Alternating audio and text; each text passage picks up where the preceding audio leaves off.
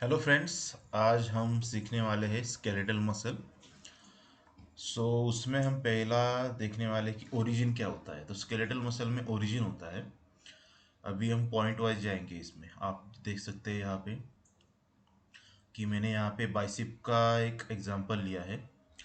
तो point wise जाते जाते हैं। ओरिजिन मतलब कि जहाँ से आपका मसल स्टार्ट होता है, ठीक है।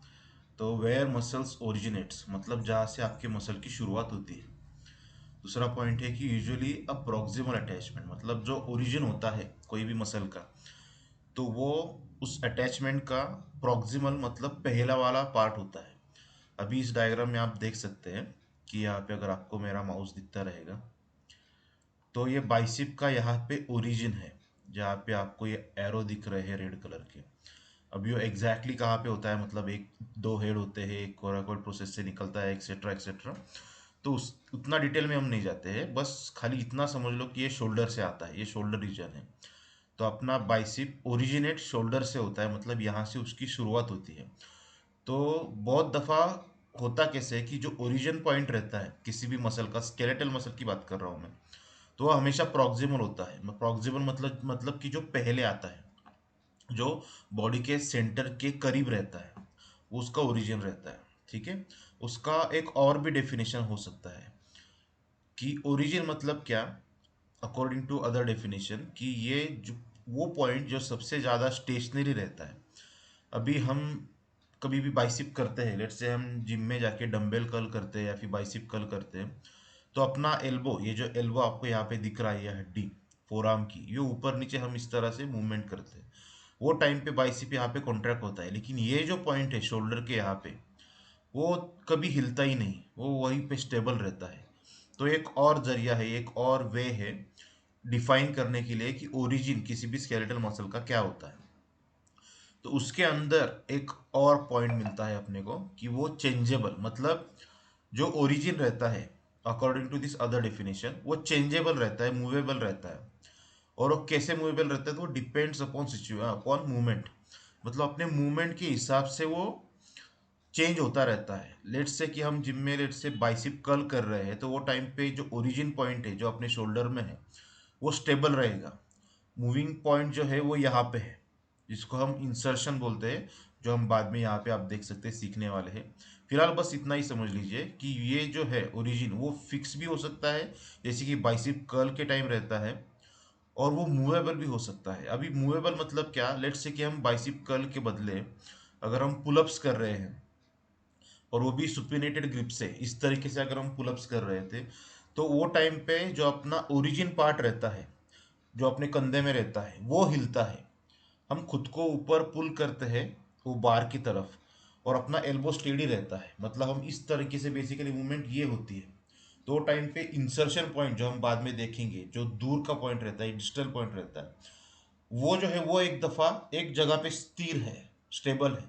हम उसकी तरफ जा रहे हैं, मतलब अपना जो ओरिजिन वाला पॉइंट है वो हिलता है, अपनी पोजीशन चेंज करता है। एनाटॉमिकली नहीं चेंज करता, मतलब ऐसा नहीं कि अभी ये मसल ओरिजिन शोल्डर में होता हो रहा है तो ये दूसरे डेफिनेशन के तहत वो किसी और जगह से ओरिजिनेट होगा, ऐसा मत लीजिए। ओरिजिन और इंसर्शन एनाटॉमिकली फिक्स रहता है, लेकिन फंक्शन वाइज वो चेंज हो सकता है। मतलब अगर बाइसेप कर्ल कर रहे हैं, तो अकॉर्डिंग टू अदर डेफिनेशन जो कि मूवमेंट पे डिपेंड रहती है, तो बाइसेप कर्ल में ये जो शोल्डर वाला पॉइंट है जो एनाटॉमिकली ओरिजिन है, वो ओरिजिन ही रहेगा, और ये इंसर्शन पॉइंट इंसर्शन ही रहेगा। लेकिन अगर हम पुलअप्स कर रहे हैं, तो ये आर्म जो है फोर आर्म वो स्टेबल रहता है, अपना जो हाइंड आर्म मतलब अपना जो दंड रहता है, बाइसिप वाला पार्ट रहता है हाथ का, वो हिलता है, कंधे हिलते हैं, कंधे नजदीक जाते हैं रिस्ट के। तो उस डेफिनेशन में ये ओरिजिन जो है वो मूवेबल हो जाता है, और इंसर्शन फिक्स रहता है, ठीक है। अगर अभी नेक्स्ट जाएंगे हम इंसर्शन पे। अभी इंसर्शन क्या होता है कि first point where muscles inserts, मतलब कि अभी ये बाइसिप, सेम उदाहरण लेते हैं, ये बाइसिप शोल्डर्स पे स्टार्ट हो गया, और यहाँ पे एल्बो को क्रॉस करते हुए फोरआर्म में वो इंसर्ट हो गया, अटैच हो गया। तो जो डिस्टल पार्ट रहता है, देखो सेकंड पॉइंट देखिए कि यूजुअली अ डिस्टल अटैचमेंट, मतलब कि जो इंसर्शन है मोस्टली कॉमनली दूर का पार्ट रहता है। अब ये बाइसेप का अगर हम एग्जांपल लेते हैं तो नज़दीक का पॉइंट मतलब अपने सर के या फिर अपने बॉडी के जो सेंटर पॉइंट है, तो उसके सेंटर पॉइंट को सबसे नज़दीक ओरिजिन आता है बाइसेप के लिए, जो कि शोल्डर में है। और उसका दूर वाला पॉइंट, दूर वाला इंसर्शन जो है वो एल्बो में है। इसके वजह से उसको हम इंसर्शन बोल सकते हैं। ठीक है। उसका अदर डेफिनेशन, मोर मोबाइल अटैचमेंट, मतलब ये ज़्यादा हिलता हिलता डुलता है। वो भी चेंज हो सकता है। किस पे चेंज होगा? मूवमेंट के हिसाब से वो डिपेंड होगा कि वो चेंज हो रहा है कि नहीं। अभी नॉर्मल बाइसेप कर्ल में जो अपना इंसर्शन पॉइंट है बाइसेप का, वो हिल रहा है।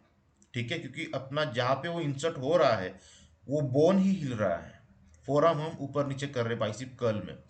वहीं पुलअप में, स्पेशली सुपीनियरेटेड पुलअप में, अपना फोरआर्म स्टेशनरी रहता है, तो वो टाइम पे उस मूवमेंट में अपना इंसर्शन पॉइंट जो है वो स्टेबल है।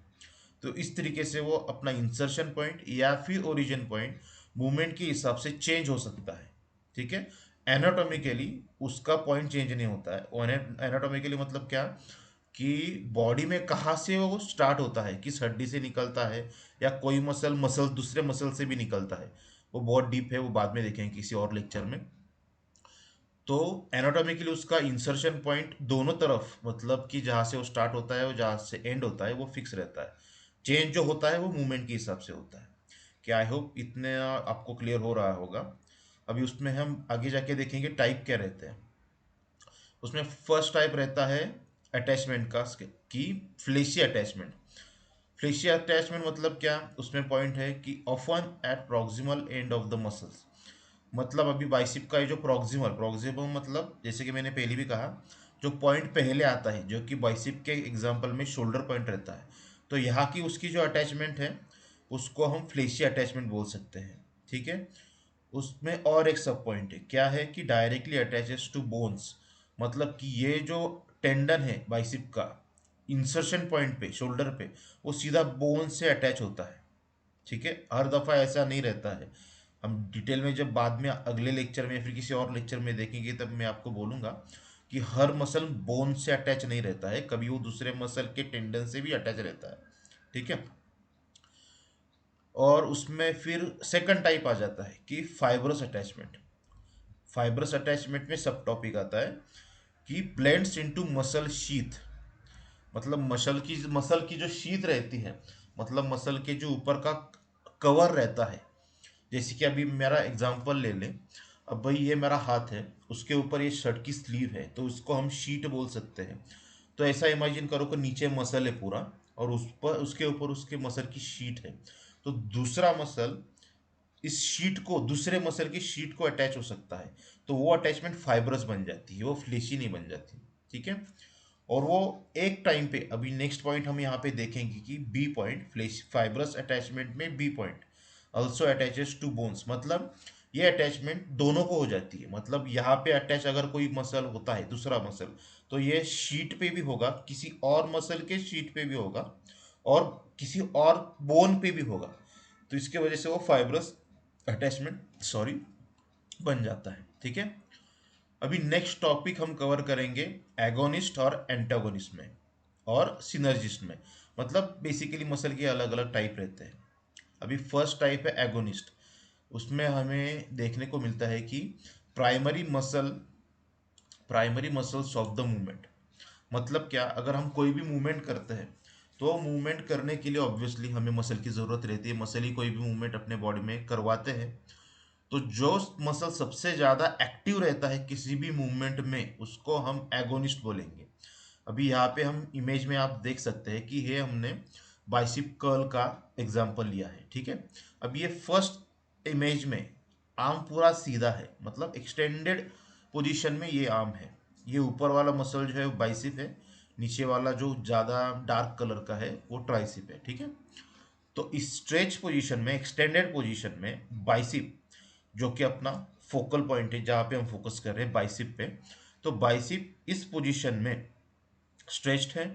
और जब हम बाइसेप फ्लेक्स करेंगे, मतलब हम एल्बो को फ्लेक्स करेंगे, बेंड करेंगे, जो कि इस डायग्राम में आपको दिख रहा है, तो उस मूवमेंट के दौरान जो अपना बाइसेप, सेम यही मसल अभी जो यहाँ पे डार्क कलर में दिखाया गया है, वो बाइसिप फ्लेक्स हो गया, कॉन्ट्रैक्ट हो गया। इसकी वजह से यहाँ पे देखो इसकी इतनी बड़ी आर्नोल्ड जैसी बॉडी भी दिख रही है आपको।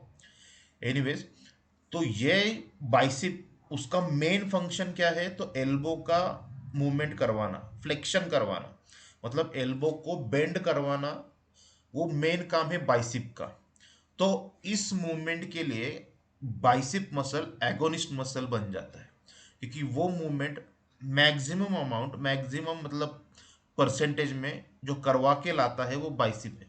इसकी वजह से इस मूवमेंट में एल्बो फ्लेक्शन में एगोनिस्ट मसल हो गया बाइसिप।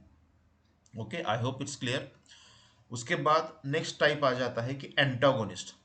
तो किसी भी मूवमेंट में एक एगोनिस्ट हो गया, जो कि हमने देखा अभी कि बाइस एल्बो फ्लेक्शन में बाइसिप जो होता है वो एगोनिस्ट बन जाता है, मतलब जो मेन मसल रहता है जो कि वो मूवमेंट करवाता है, ठीक है। उसके विपरीत, मतलब उसके ही विरुद्ध, अपोजिट हो जाता है एंटागोनिस्ट।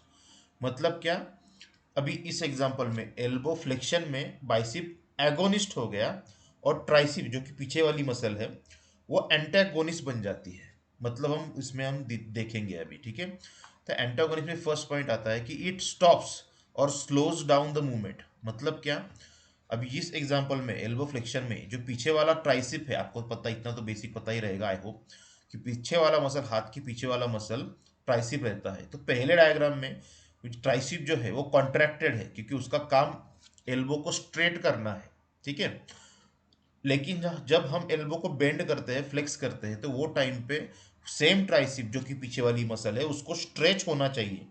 मतलब इस पोजीशन में वो कॉन्ट्रैक्टेड स्टेट में है, ठीक है। जब हम एल्बो को फ्लेक्स करेंगे, बेंड करेंगे, तो ट्राइसिप को ओपन होना पड़ेगा, स्ट्रेच होना पड़ेगा, तभी ये मूवमेंट पॉसिबल होगी। अगर ट्राइसिप ने पकड़ के ही रखा तो बाइसिप अपना काम कर नहीं पाएगा, जो कि एल्बो फ्लेक्शन का काम है बाइसिप का, वो हो नहीं पाएगा अगर पीछे वाला ट्राइसिप रिलैक्स नहीं होगा, स्ट्रेच नहीं होगा, ठीक है।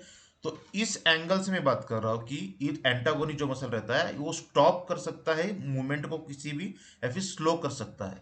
फॉर एग्जांपल, अगर मैंने एल्बो लॉक कर दिया, जो करने के लिए मुझे ट्राइसिप कॉन्ट्रैक्ट करना पड़ेगा, टाइट करना पड़ेगा, तो वो टाइम पे मैं बाइसिप फ्लेक्स नहीं कर पाऊंगा। अगर मैं ज़्यादा टाइट कर दूंगा ट्राइसिप को, तो एल्बो लॉक हो जाएगा और एल्बो फ्लेक्स नहीं होगा। मतलब उसने क्या कर दिया अभी इस एग्जांपल में जो आपको बोल रहा हूं मैं, तो ट्राइसिप जो कि एंटागोनिस्ट है, उसने क्या किया, उस मूवमेंट को स्टॉप कर दिया, होने ही नहीं दिया। और दूसरा क्या मैंने बोला है कि स्लोज डाउन द मूवमेंट, एक तो स्टॉप कर देगा या फिर मूवमेंट स्लो कर देगा। मतलब अगर ट्राइसिप होता ही नहीं, लेट्स से इमेजिन करो ट्राइसिप ही नहीं होता, पीछे वाला मसल जो कि खींच के रखता है एल्बो को, वो अगर होता ही नहीं, तो बाइसेप एकदम इजीली फ्लेक्स हो जाता, बेंड हो जाता, एल्बो एकदम इजीली बेंड हो जाता। लेकिन उसको कंट्रोल फैशन में बेंड होने के लिए ट्राइसिप हेल्प करता है। ट्राइसिप धीरे धीरे ओपन होता है, धीरे धीरे स्ट्रेच होता है, और एल्बो को फ्लेक्स होने के लिए अलाउ करता है, परमिट करता है कि भाई हो जा, बेंड हो जा। तो इस तरीके से एंटागोनिस्ट, जो कि अभी यहाँ इस एग्जांपल में ट्राइसिप है, वो एक तो स्टॉप कर सकता है मूवमेंट को या फिर स्लो कर सकता है, ठीक है। उसमें दूसरा पॉइंट आ जाता है कि ये स्टेबलाइजेस जॉइंट। मतलब कि ये जो है एंटागोनिस्ट जो मसल रहता है किसी भी मूवमेंट का, वो उस जॉइंट को जहाँ पे वो अटैच हो रहा है उसको स्टेबिलिटी प्रोवाइड करता है, ठीक है। फॉर एग्जांपल, अभी अभी देखो एगोनिस्ट और एंटागोनिस्ट जो होता है वो मूवमेंट के लिए होता है। ऐसा नहीं है कि बाइसिप हमेशा एगोनिस्ट ही रहेगा और ट्राइसिप हमेशा एंटागोनिस्ट ही रहेगा, ऐसा नहीं रहता है। वो डिपेंड करता है मूवमेंट पे, आप कौन सी मूवमेंट कर रहे हो। अभी हम एग्जांपल के लिए बाइसिप मतलब एल्बो का फ्लेक्शन, ये जो बेंड करना है, ये मूवमेंट हम एग्जांपल के लिए ले रहे थे। तो इस एग्जांपल में एल्बो को बेंड करने के टाइम उसका प्राइमरी मूवमेंट जो है बेंड का, वो करता है बाइसिप। इसके लिए बाइसिप एगोनिस्ट बन जाता है, और उसके विरुद्ध वाला मसल जो स्ट्रेच हो रहा है वो एंटागोनिस्ट जो कि ट्राइसिप हो रहा है। अगर मैं ये उल्टा करूं, लेट्स से कि मैं अगर एल्बो को एक्सटेंड करना चाहता हूं एक्टिवली, तो मूवमेंट अपनी ये हो गई, बेंड वाली नहीं, अभी सीधी करने वाली मूवमेंट हो गई। तो उस केस में ट्राइसिप जो है वो है मसल जो कि ये मूवमेंट करवाता है। तो उस केस में एल्बो के एक्सटेंशन में, एल्बो को सीधा करने में ट्राइसिप एगोनिस्ट बन के काम करता है, और उसके विरुद्ध बाइसिप जो पहले वाले एग्जांपल में एगोनिस्ट था, अभी वो एंटेगोनिस्ट बन गया। अभी वो उसको स्ट्रेच होना पड़ेगा। अगर बाइसिप टाइट हो गया तो एल्बो सीधा नहीं होगा, अभी एक्सटेंशन में एल्बो सीधा करने की मूवमेंट में बाइसिप को स्ट्रेच होना पड़ेगा। इसके वजह से अभी सेकंड वाली मूवमेंट में बाइसिप जो पहले एगोनिस्ट था अभी एंटागोनिस्ट बन गया, और ट्राइसिप जो पहले एंटागोनिस्ट था अभी एगोनिस्ट बन गया। मतलब कि ये इन शॉर्ट कि एगोनिस्ट और एंटागोनिस्ट ये मसल पे डिपेंड नहीं रहता, कोई मसल परमानेंटली एंटागोनिस्ट या फिर एगोनिस्ट नहीं रहता है, वो मूवमेंट पे डिपेंड करता है। ठीक है, अभी उसमें क्या बोला है एंटेगोनिस्ट में कि it protects the limbs and ligaments. मतलब क्या, अगर यहाँ पे लेट्स से कि एल्बो फ्लेक्शन में, ठीक है, जब मैं कोनी को मोड़ता हूँ वो टाइम पे इस मूवमेंट में अगर ट्राइसिप जो कि एंटेगोनिस्ट है वो काम ही नहीं करता, तो क्या होता, बाइसिप इतना इजीली ताकत लगाता और इतनी ज्यादा ताकत लगाता कि ये मूवमेंट इतने रैपिडली या फिर इतने विगरस तरीके से हो जाता कि कुछ ना कुछ इंजरी हो जाती।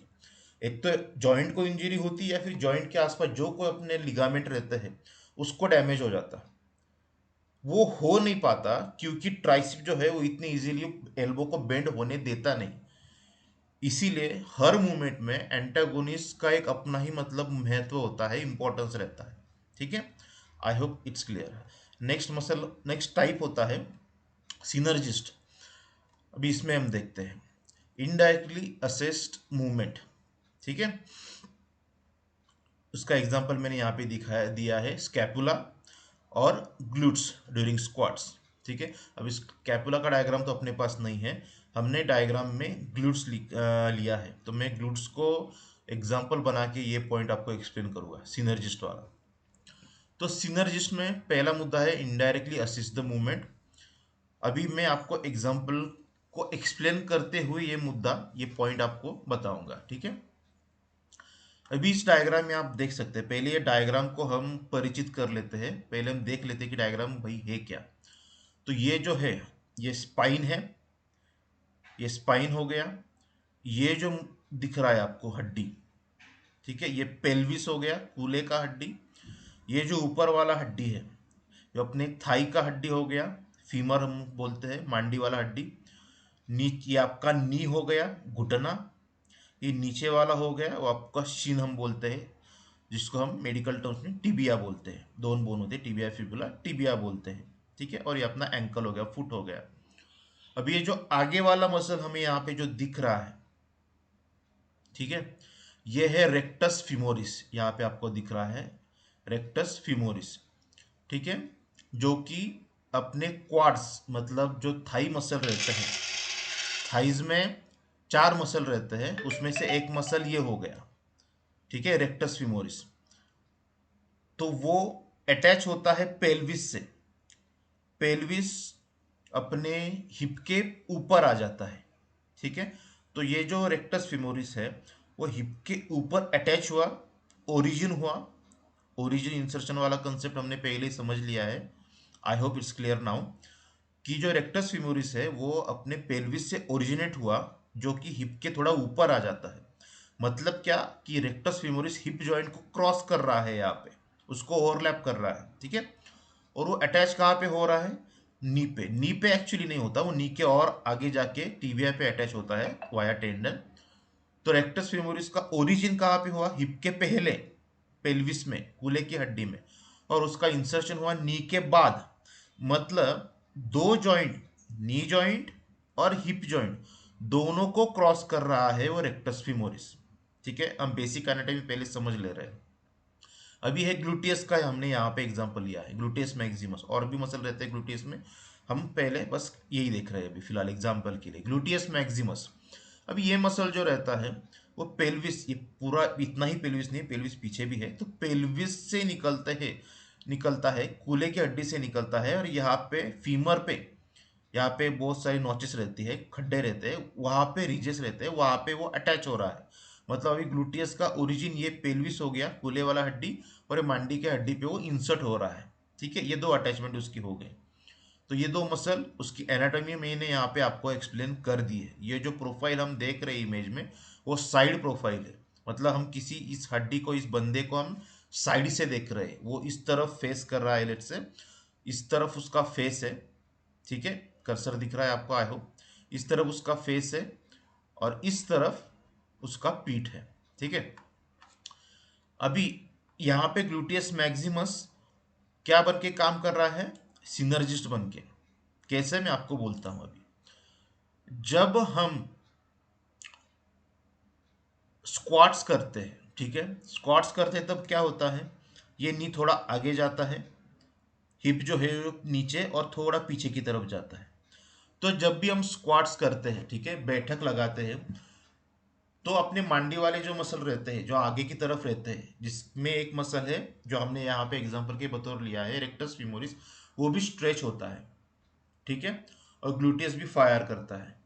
जब हम लेकिन नीचे वाली पोजीशन से ऊपर वाली पोजीशन में जाते हैं, ठीक है, नीचे वाली पोजीशन से स्क्वाट के डीप वाले पोजीशन में हम ऊपर वाली पोजीशन में उठते हैं, वो टाइम पे क्या होता है, अपना जो नी है वो सीधा होता है, मतलब नी में एक्सटेंशन होता है, और हिप में थोड़ा एक्सटेंशन होता है। हिप मतलब पेल्विस और ये फीमर की हड्डी में भी एक्सटेंशन होता है, और यहाँ पे नी जॉइंट में भी एक्सटेंशन होता है स्क्वाट्स के ऊपर उठने वाली फेज में, ठीक है। अभी रेक्टस फीमोरिस का काम, अगर आपने, मैंने अभी आपको बोला कि रेक्टस फीमोरिस जो आगे वाला मसल है वो हिप को भी यहाँ पे ऊपर क्रॉस कर रहा है, मतलब हिप के ऊपर से वो शुरू होता है, नी के नीचे तक जाता है, मतलब वो दो जॉइंट के ऊपर से जा रहा है, दो जॉइंट को क्रॉस कर रहा है, कवर कर रहा है। अगर बस खाली रेक्टस फायर करेगा, रेक्टस फीमोरिस से अगर कॉन्ट्रैक्ट होगा, तो नी का एक्सटेंशन वो क्रिएट करेगा। जैसे कि हम नी का लेग डे पे नी एक्सटेंशन वाली एक्सरसाइज करते हैं, वो चेयर पे बैठ के और नी हम एक्सटेंड करते हैं, ठीक है। जब नी का एक्सटेंशन है, ये नी में मूवमेंट हो रहा है, क्या कि नी सीधा हो गया, तो रेक्टस फीमोरिस नी सीधा करने में काम करता है, ठीक है।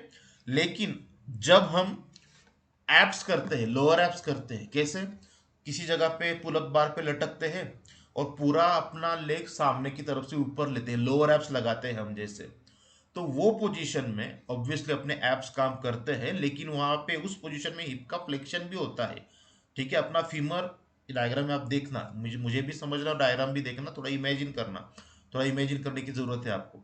जब हम लेग रेस करते हैं एप्स के, लोअर एप्स के लिए, तो वो टाइम पे एप्स तो फायर करता ही ऑब्वियसली, वो हम उसके लिए तो हम वो मूवमेंट कर रहे हैं, लेकिन हिप में जो फ्लेक्शन आता है, जो नी नी या फिर अपना पूरा लेग कमर से, हिप से जो आप आगे की तरफ से उठा रहे हैं, वो उठाने की मूवमेंट जो है वो भी रेक्टस करता है, मतलब एप्स को रेक्टस फीमोरिस हेल्प करता है। लेट्स से कि ये आपका टोर्सो हो गया, या आपके नीचे पैर हो गए, हम पैर सामने की तरफ से उठा रहे हैं लोअर एप्स मारने के लिए, तो जो रेक्टस है जो नी हिप के ऊपर से शुरू हो रहा है, तो वहां पे हिप में फ्लेक्शन कर रहा है, सेम मसल रेक्टस फेमोरिस।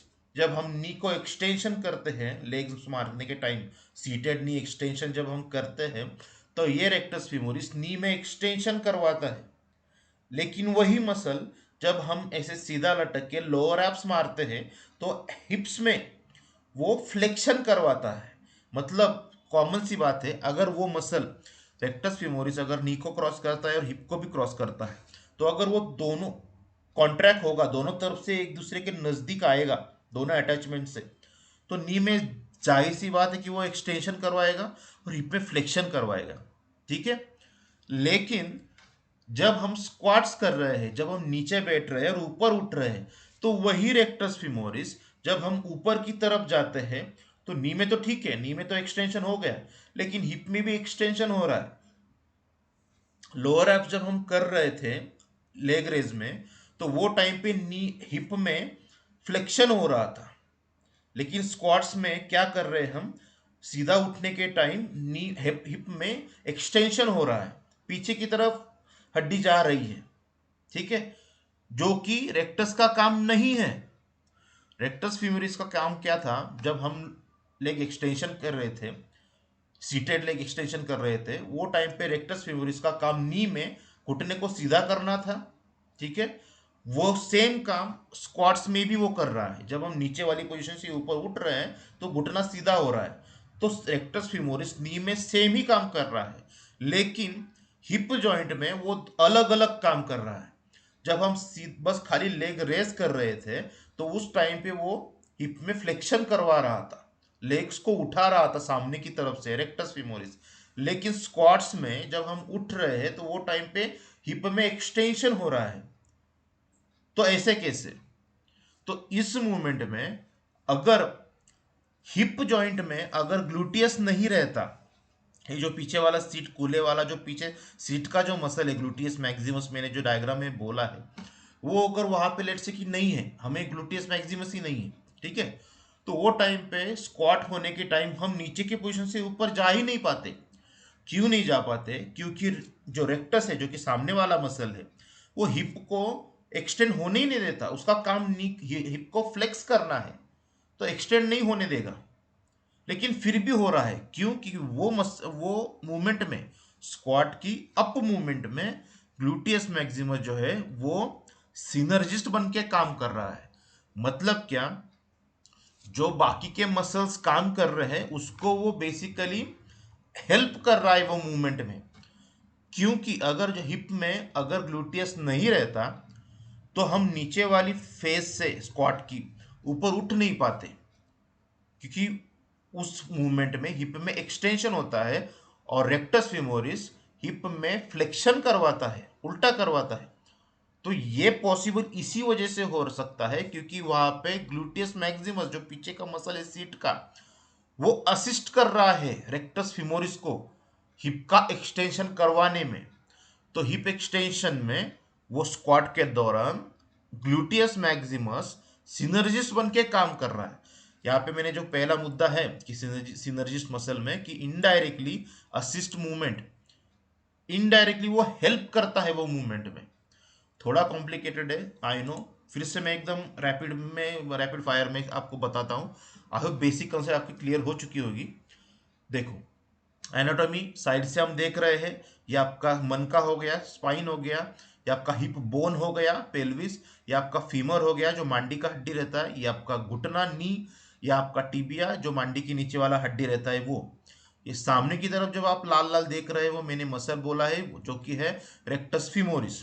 उसका ओरिजिन हिप के ऊपर पेल्विस में होता है, हिप को वो क्रॉस करता है। मतलब यहाँ पे अगर वो कॉन्ट्रैक्ट हो गया तो उसका काम क्या रहेगा? ऑब्वियसली हिप को फ्लेक्स करवाना, मतलब ये नी को सामने की तरफ से ऐसे उठाना, ये उसका हिप में काम हो गया।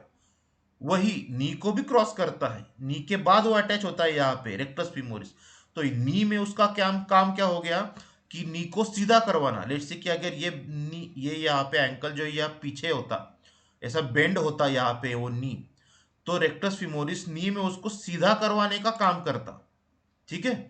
तो यहाँ पे वो घुटने को सीधा कर रहा है और यहाँ पे वो हिप को फ्लेक्स कर रहा है रेक्टस फीमोरिस, ठीक है। लेकिन जब हम स्क्वाट्स कर रहे हैं, नीचे बैठ रहे हैं और नीचे बैठने के बाद ऊपर उठ रहे हैं, तो नी में तो एक्सटेंशन हो गया, तो उसमें कोई दिक्कत नहीं। लेकिन हिप जॉइंट में नीचे वाली पोजीशन स्क्वाट की जो है उसमें हिप फ्लेक्स्ड रहता है, लेकिन ऊपर की पोजीशन में वो हिप एक्सटेंडेड होता है, जो कि रेक्टस का काम नहीं है। तो उसको हेल्प करने के लिए वो अप वाली मूवमेंट में स्क्वाट की ग्लूटियस मैक्सिमस उसको हेल्प करता है। तो उसके वजह से उस केस में स्क्वाट की पोजीशन में, स्क्वाट के नीचे वाली पोजीशन से ऊपर उठने वाली मूवमेंट में ग्लूटियस मैक्सिमस सिनर्जिस्ट बन के काम कर रहा है। मतलब वो रेक्टस फिमोरिस को हेल्प कर रहा है, जो कि मैंने यहाँ पे बोला है कि indirectly assist the movement. I hope मैंने बहुत बड़बड़ की है, बहुत बातें की है, आपको समझ में आ रहा होगा मैं क्या बोल रहा हूँ, ठीक है। तो आज हमने क्या सीखा है? स्केलेटल मसल का ओरिजिन क्या रहता है। फिर से शॉर्ट में बोलता हूँ, ओरिजिन मतलब जहाँ से वो ओरिजिनेट होता है, शुरू होता है, जो कि मोस्ट ऑफन प्रॉक्सिमल पॉइंट रहता है, पहले वाला पॉइंट रहता है, और वो फिक्स रहता है। चेंज हो सकता है किसके बदौलत? मूवमेंट के हिसाब से वो डिपेंड करेगा, चेंज होगा, ठीक है। उसके बाद उसका इंसर्शन क्या होता है, जो हमने सीख लिया। इंसर्शन होता है कि दूर वाला अटैचमेंट, जहाँ पे मसल एंड होता है, तो वहां के अटैचमेंट को हम इंसर्शन पॉइंट बोलते हैं। वो भी मूवमेंट के हिसाब से चेंज होगा, एक तो स्टेबल रहेगा या फिर मूवेबल रहेगा, ठीक है। इंसर्शन के अटैचमेंट के टाइप्स रहते हैं कि कौन से? फ्लेशिया अटैचमेंट, जहाँ पे वो बोन को डायरेक्टली अटैच होता है, और वो पहले वाला जो मतलब प्रॉक्सिमल पार्ट जो होता है मसल का, मतलब ओरिजिन, वो मोस्टली फ्लेशी रहता है। उसके बाद दूसरा टाइप था फाइब्रस अटैचमेंट। मतलब क्या कि वो फाइबर्स अटैचमेंट में जो अटैचमेंट रहती है मसल की, वो एक तो दूसरे मसल के कवर को होगी या फिर आसपास किसी और हड्डी को, दोनों को साथ में होगी। तो तो उसको फाइब्रस अटैचमेंट बोलेंगे, ठीक है। और बाद में हमने सीखा एगोनिस्ट क्या रहता है, जो कि मसल पे डिपेंड नहीं रहता, वो मूवमेंट पे डिपेंड रहता है। मूवमेंट जो होगी उसके हिसाब से एगोनिस्ट एंटागोनिस्ट तय होता है। जो मसल मेन रहता है किसी मूवमेंट में, जो मूवमेंट को करवाने में ज्यादा से ज्यादा अपना सहयोग देता है, कंट्रीब्यूशन देता है, उसको एगोनिस्ट बोलते हैं। और उसके विरुद्ध जो मसल होता है उसको एंटागोनिस्ट बोलते हैं, ठीक है। एंटागोनिस्ट का काम क्या रहता है कि वो जॉइंट को सुरक्षित रखना, कोई इंजरी ना हो। एगोनिस्ट के वजह से, एगोनिस्ट के अनकंट्रोल फंक्शन के वजह से इंजरी ना हो एल्बो में, मतलब वो जॉइंट में, इसके लिए एंटागोनिस्ट हेल्प करता है। दूसरा हमने देखा सिनर्जिस्ट, जो कि मैंने बहुत एक्सप्लेन किया। अभी आप आई होप समझ गए होंगे। अभी इतना समझाने के बाद नहीं समझे तो क्या समझे भाई, ठीक है। तो I hope this things are clear. तो अगर आपको अच्छा लगा तो देखिए, मुझे कमेंट में बताइए, लाइक कीजिए, शेयर कीजिए अपने जिम बडीज के साथ, या फिर कोई भी जिसको इंटरेस्ट है फिटनेस में या फिर ह्यूमन बॉडी में, उसको आप शेयर कर सकते हैं, ठीक है। तो आज के लिए इतना ही। Take care, bye.